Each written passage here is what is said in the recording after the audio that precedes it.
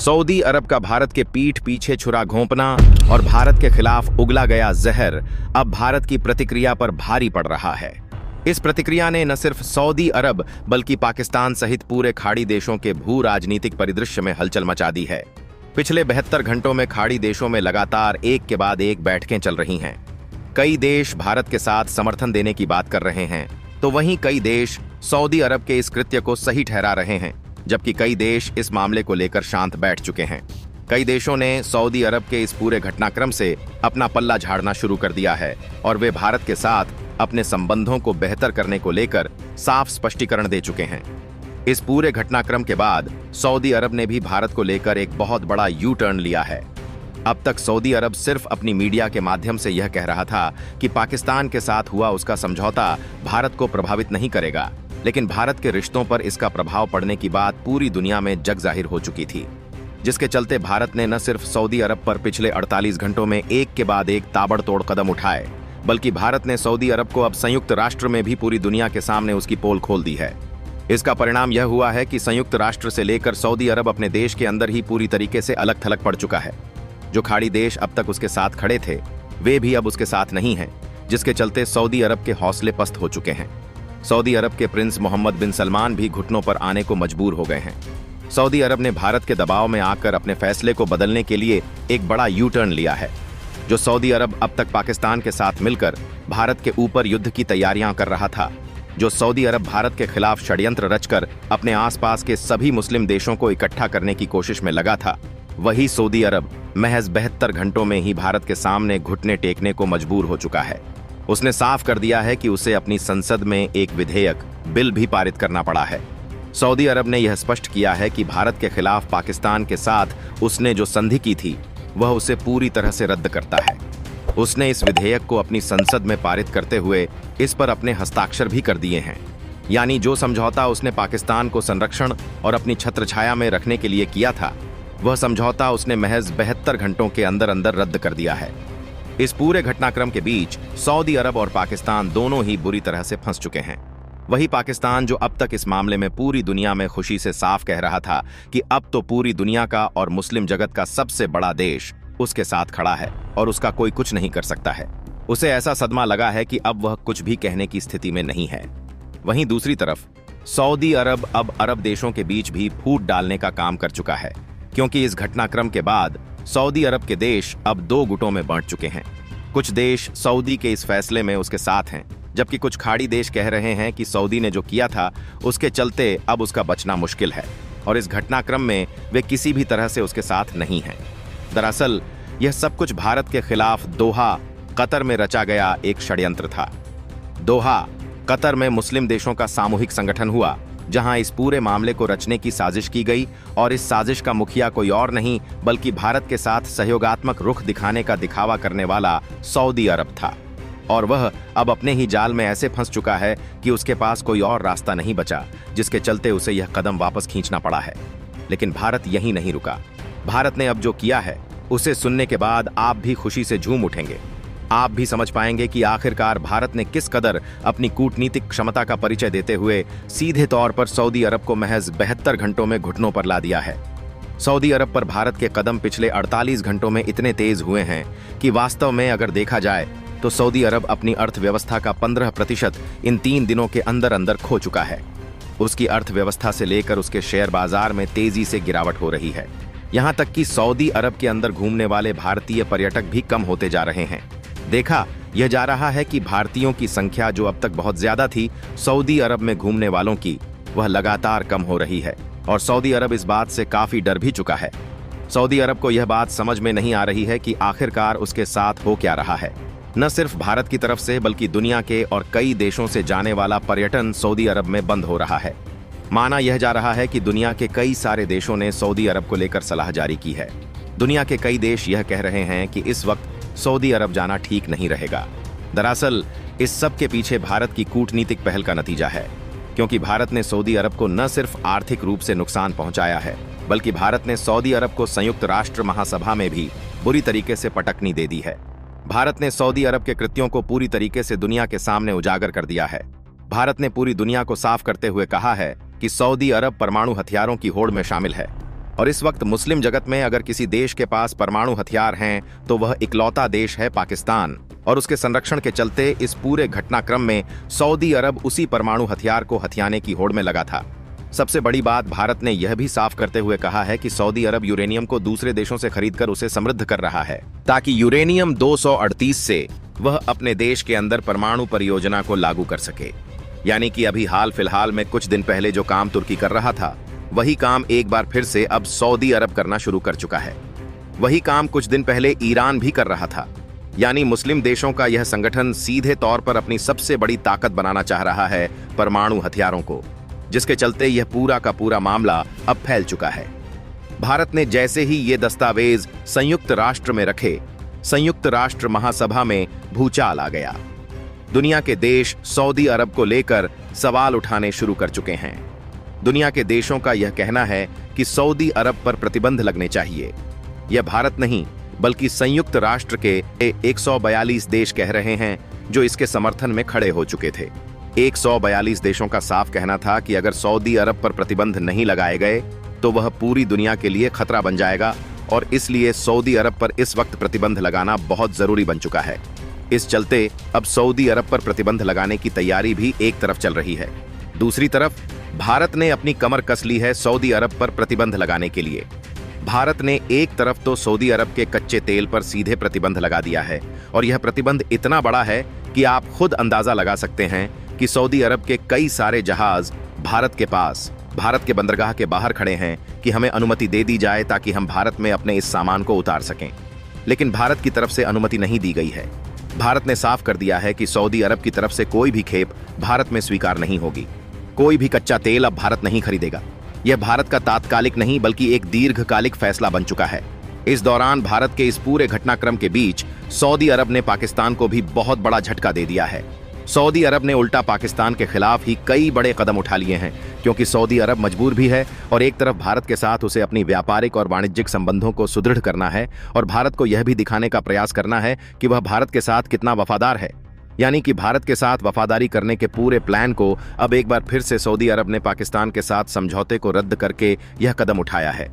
Saudi ने कहा है कि भारत न सिर्फ उसका रणनीतिक साझेदार है बल्कि हमारे बीच सांस्कृतिक आदान प्रदान से लेकर बहुत उन्नत संबंध हैं और इन संबंधों को दिन ब दिन सऊदी अरब भारत के साथ बेहतर करना चाहता है।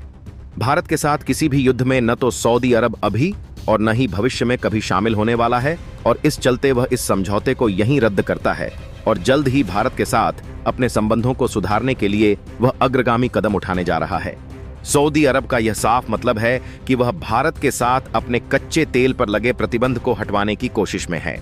वह चाहता है कि भारत उसके ऊपर लगे कच्चे तेल के प्रतिबंध को हटा ले और इसके लिए सऊदी अरब ने एक और बड़ा फैसला लिया है।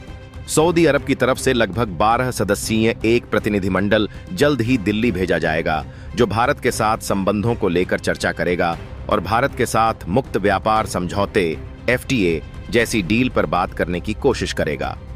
लेकिन भारत ने साफ करते हुए पहले ही सऊदी अरब से मोस्ट फेवर्ड नेशन का दर्जा छीन लिया था, जिसका मतलब साफ है कि भारत भविष्य में सऊदी अरब से होने वाले अपने व्यापार प्रतिबंधों को और ज्यादा बढ़ाएगा। यानी कि अब आने वाला समय अब और भी ज्यादा घातक हो सकता है सऊदी अरब के लिए, क्योंकि भारत के प्रतिबंधों का सिलसिला अब तो शुरू हुआ है। अब देखना यह है कि भारत किस कदर से सऊदी अरब पर एक के बाद एक ताबड़तोड़ कदम उठाता है। दरअसल भारत अपनी दोस्ती भी अच्छे से निभाता है और अपनी दुश्मनी भी उतने ही शिद्दत के साथ निभाता है। सऊदी अरब जब तक भारत के साथ मित्रवत था और भारत के साथ पीठ पीछे छुरा घोंपने का काम नहीं किया था, भारत ने सऊदी अरब को अपने सबसे बड़े समझौते तक दे दिए। भारत ने साफ यह कर दिया कि सबसे ज्यादा तेल हम सऊदी अरब और रूस से खरीदेंगे। भारत ने यहां तक साफ किया कि हम सऊदी अरब से सबसे ज्यादा सूखे मेवे खरीदेंगे और सऊदी अरब के लिए अपना पूरा बाजार खोल देंगे। लेकिन अब जब सऊदी अरब ने भारत के पीठ पीछे असल में छुरा घोंपने का काम किया है, तो भारत ने वह किया है जिसकी कल्पना सऊदी अरब को नहीं थी। सऊदी अरब को लगा था भारत ज्यादा से ज्यादा क्या करेगा, थोड़ा सा तिलमिलाएगा, संयुक्त राष्ट्र में बात उठाएगा और कुछ चीजों पर प्रतिबंध लगा देगा। लेकिन भारत उसके उलट कर रहा है। भारत उल्टा सऊदी अरब पर एक एक कर गंभीर प्रतिबंध लगा रहा है और ये गंभीर प्रतिबंध न सिर्फ सऊदी अरब को बर्बाद करने वाले हैं बल्कि उनकी अर्थव्यवस्था को निगल जाने वाले हैं, जिसके चलते सऊदी अरब को अब घुटने टेकने पड़ रहे हैं। भारत ने यह भी साफ किया है कि भारत अपने दुश्मनों को एक बार बख्श भी देता है, लेकिन पीठ पीछे छुरा घोंपने वालों को वह कतई बर्दाश्त नहीं करता है। और यह बात सऊदी अरब के जरिए पूरी दुनिया को भारत का यह संदेश भेजा जा रहा है। चाहे वह अमेरिका हो या फिर दुनिया का कोई और भी देश हो, भारत के संदेश और भारत के नियम अब खुद के बिल्कुल साफ हैं कि वह किसी भी देश के साथ ऐसे कोई भी नियमों को ताक पर रखने वाले संबंध न तो बनाएगा और न ही किसी देश को भारत के खिलाफ की जा रही कार्रवाई में शामिल होने की वह इजाजत देता है। और अगर ऐसा कोई करता है तो भारत के सीधे कदम का जिम्मेदार वह देश खुद होगा। और अब वही जिम्मेदारी सऊदी अरब अपने ऊपर खुद ही इस वक्त उठाने को मजबूर हो चुका है। क्या आपको लगता है कि भारत की तरफ से लिया गया यह कड़ा कदम सऊदी अरब को वास्तव में घुटनों पर लाएगा? और सबसे बड़ी बात, भारत ने जिस तरह से संयुक्त राष्ट्र में मुद्दा उठाया है, उसके चलते अगर सऊदी अरब दुनिया भर के देशों से प्रतिबंधित किया जाता है तो यह भारत की सबसे बड़ी कूटनीतिक जीत होने वाली है। भारत के सामने घुटनों पर आ चुका सऊदी अरब अब ऐसी जद्दोजहद में फंस चुका है कि उसके पास कोई रास्ता नहीं बचा है सिवाय इसके कि वह बार बार भारत के दरवाजे पर दस्तक दे और माफी मांगते हुए यह साबित करने की कोशिश करे कि उसने जो भी कदम पाकिस्तान के साथ उठाए थे वे दरअसल उसकी सबसे बड़ी गलती थी। लेकिन भारत इतनी आसानी से भूलने वाला देश नहीं है। भारत ने इस बार साफ कर दिया है कि जो देश उसके खिलाफ धोखा करने की कोशिश करेगा और पीठ पीछे वार करेगा, वह उसे सिर्फ सजा ही नहीं देगा बल्कि ऐसा दंड देगा जिससे पूरी दुनिया को सबक मिल सके। और यही कारण है कि इस पूरे घटनाक्रम के बाद भारत ने सऊदी अरब पर दबाव डालते हुए कई बड़े फैसले लिए हैं जिनके असर अब दुनिया भर में दिखाई देने लगे हैं। तेल का सबसे बड़ा निर्यातक होने के बावजूद सऊदी अरब इस वक्त भारत की नाराजगी झेलते हुए अपने ही बनाए जाल में फंस चुका है, क्योंकि भारत ने तेल खरीदारी के समझौते को रद्द करते हुए रूस, नाइजीरिया, वेनेजुएला और ईरान जैसे देशों की तरफ रुख कर लिया है। और इससे सऊदी अरब की हालत इतनी खराब हो गई है कि उसके तेल के जहाज समुद्र में खड़े खड़े सड़ने लगे हैं, जिन्हें कोई खरीदार नहीं मिल रहा है। भारत ने न केवल तेल पर बल्कि सऊदी अरब से आने वाले सभी प्रमुख आयातित सामान पर भारी टैरिफ लगाकर उसके व्यापारिक रास्तों को पूरी तरह से जाम कर दिया है, जिस वजह से सऊदी अरब के व्यापारी खुद अपने प्रिंस के खिलाफ खड़े होने लगे हैं। और इस आंतरिक विद्रोह ने मोहम्मद बिन सलमान की नींद हराम कर दी है। भारत ने इसी बीच संयुक्त राष्ट्र महासभा में वह कदम उठा दिया जिसकी कल्पना तक सऊदी अरब ने नहीं की थी। भारत ने साफ कर दिया कि सऊदी अरब की परमाणु महत्वाकांक्षाएं सिर्फ क्षेत्रीय ही नहीं बल्कि वैश्विक खतरा बन चुकी हैं। और जैसे ही भारत ने यह सबूत पेश किया कि सऊदी अरब गुपचुप तरीके से पाकिस्तान और तुर्की से तकनीकी सहयोग लेकर यूरेनियम संवर्धन की प्रक्रिया को आगे बढ़ा रहा है, दुनिया भर के 100 से ज्यादा देश भारत के साथ खड़े हो गए और इस तरह सऊदी अरब के खिलाफ प्रतिबंधों की मांग ने जोर पकड़ लिया।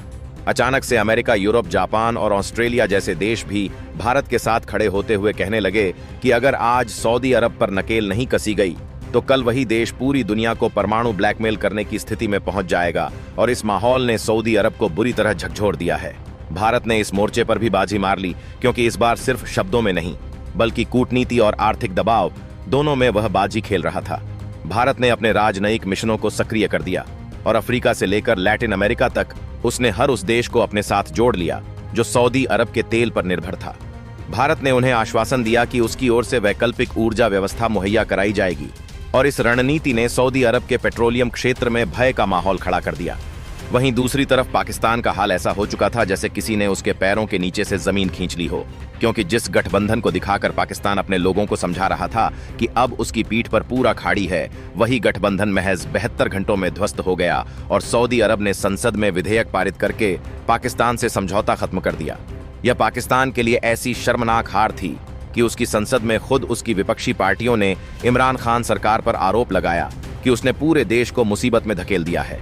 लेकिन असली झटका तो तब लगा जब सऊदी अरब ने भारत का समर्थन पाने के लिए पाकिस्तान को आर्थिक मदद रोकने और उसके खिलाफ कड़े कदम उठाने शुरू कर दिए। पाकिस्तान, जिसने अब तक अपने विदेशी कर्ज चुकाने के लिए सऊदी अरब पर भरोसा किया था, अचानक खुद को दिवालिया होने के कगार पर पा रहा है। और यह वही समय था जब भारत ने अपने कूटनीतिक वार को और तेज कर दिया। भारत ने अपने प्रवासी भारतीयों की ताकत का इस्तेमाल करते हुए सऊदी अरब की अर्थव्यवस्था को झटका दिया, क्योंकि भारतीय प्रवासी, जो वहां की अर्थव्यवस्था की रीढ़ की हड्डी माने जाते हैं, उन्होंने भारत सरकार की अपील पर अपने पैसे ट्रांसफर करना कम कर दिया। और यह सऊदी की वित्तीय प्रणाली के लिए किसी सुनामी से कम नहीं था।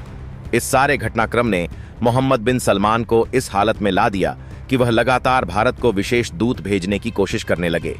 लेकिन भारत ने साफ कहा कि कोई भी बातचीत सिर्फ दिल्ली में और भारत की शर्तों पर ही होगी। सऊदी अरब के शाही परिवार के लिए यह किसी अपमान से कम नहीं था कि जिसे वह अब तक अपने बाजार और निवेश से जोड़कर अपने नियंत्रण में मानता था, वही भारत अब उसकी अर्थव्यवस्था की सांसें रोक चुका है।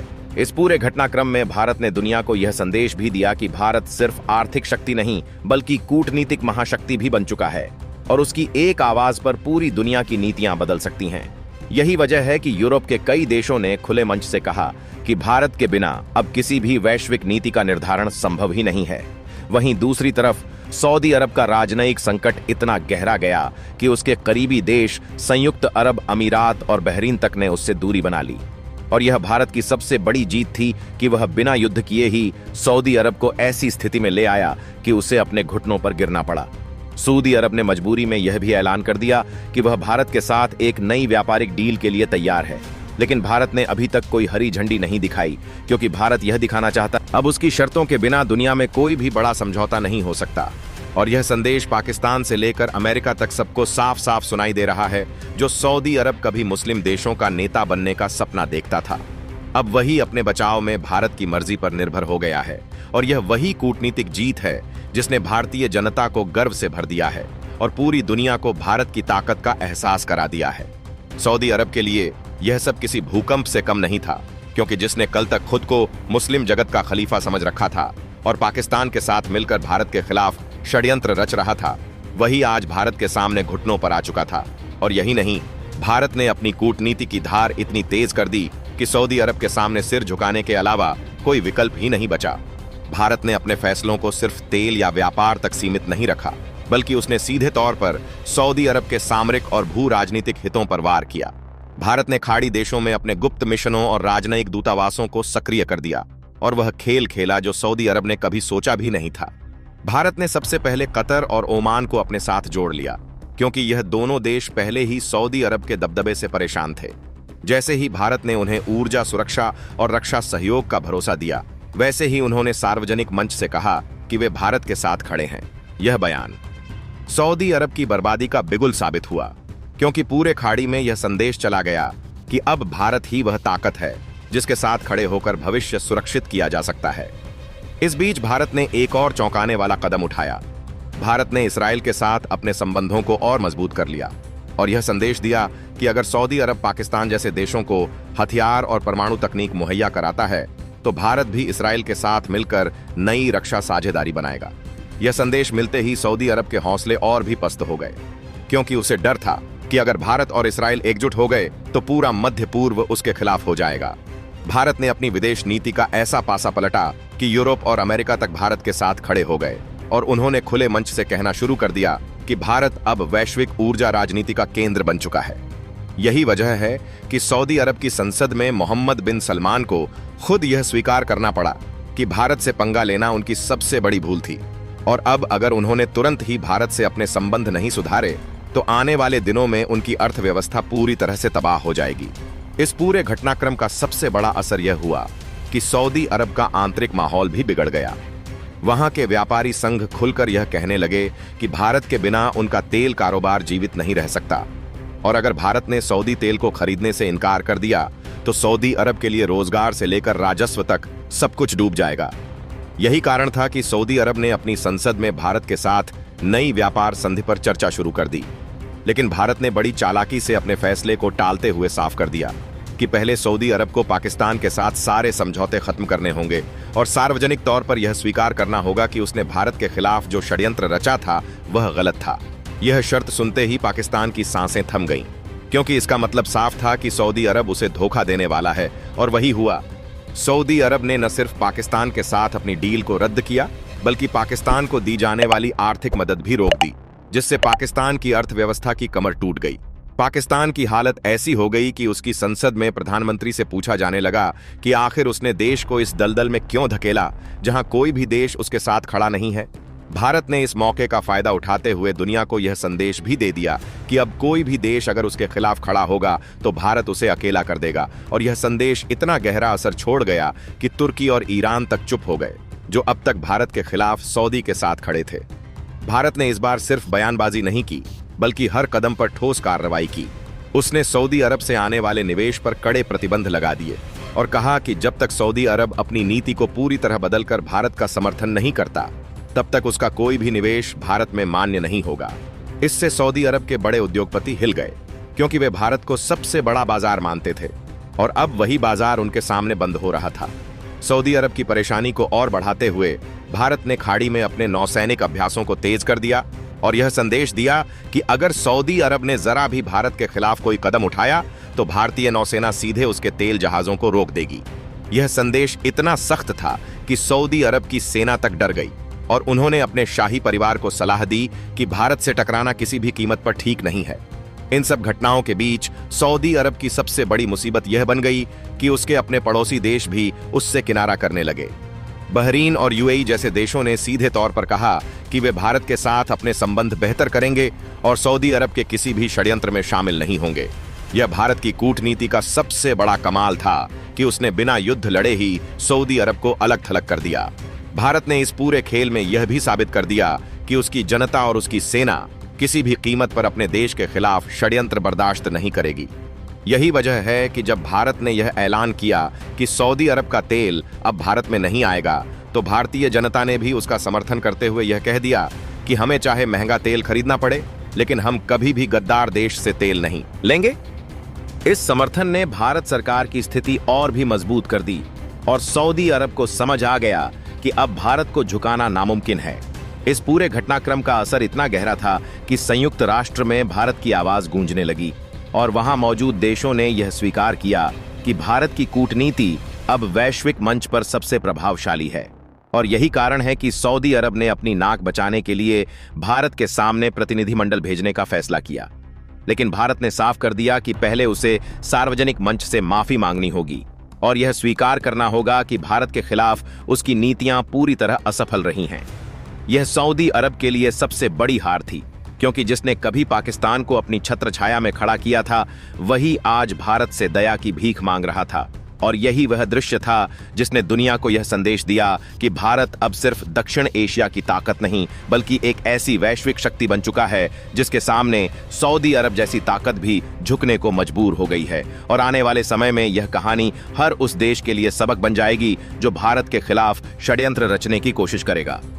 भारत के लगातार प्रहारों और सऊदी अरब की बेबसी की इस कहानी का अगला चरण और भी ज्यादा सनसनीखेज रहा, क्योंकि भारत ने अब अपने कदम सिर्फ प्रतिबंध और तेल नीति तक सीमित नहीं रखे, बल्कि उसने सऊदी अरब की पूरी अंतर्राष्ट्रीय छवि को तहस नहस करने का निश्चय कर लिया था।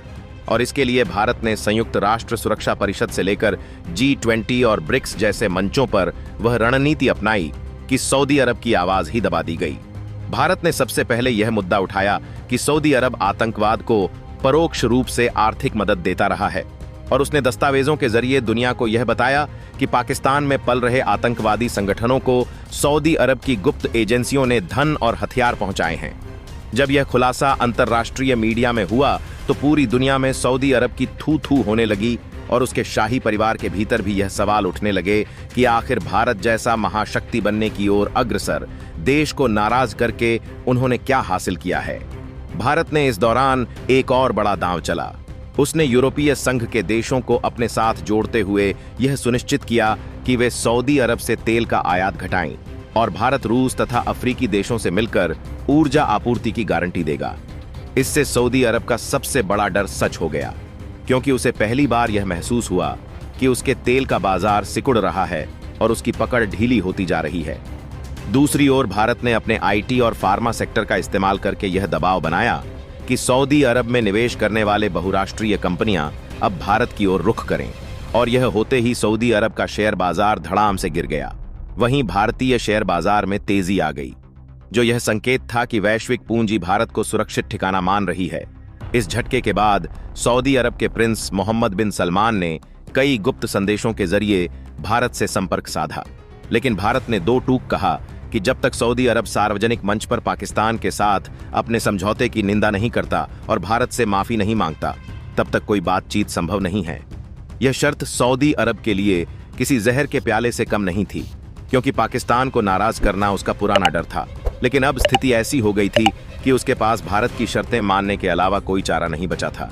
पाकिस्तान इस घटनाक्रम में बुरी तरह से अलग थलग पड़ चुका था और उसकी जनता यह सवाल पूछ रही थी कि जिस सऊदी अरब पर उसने भरोसा किया वही अब उसे धोखा दे रहा है। भारत ने इस मौके पर पाकिस्तान को और भी घेरने की रणनीति बनाई और उसने अंतर्राष्ट्रीय मंचों पर साफ कहा कि पाकिस्तान और सऊदी अरब मिलकर परमाणु हथियारों का सौदा कर रहे थे।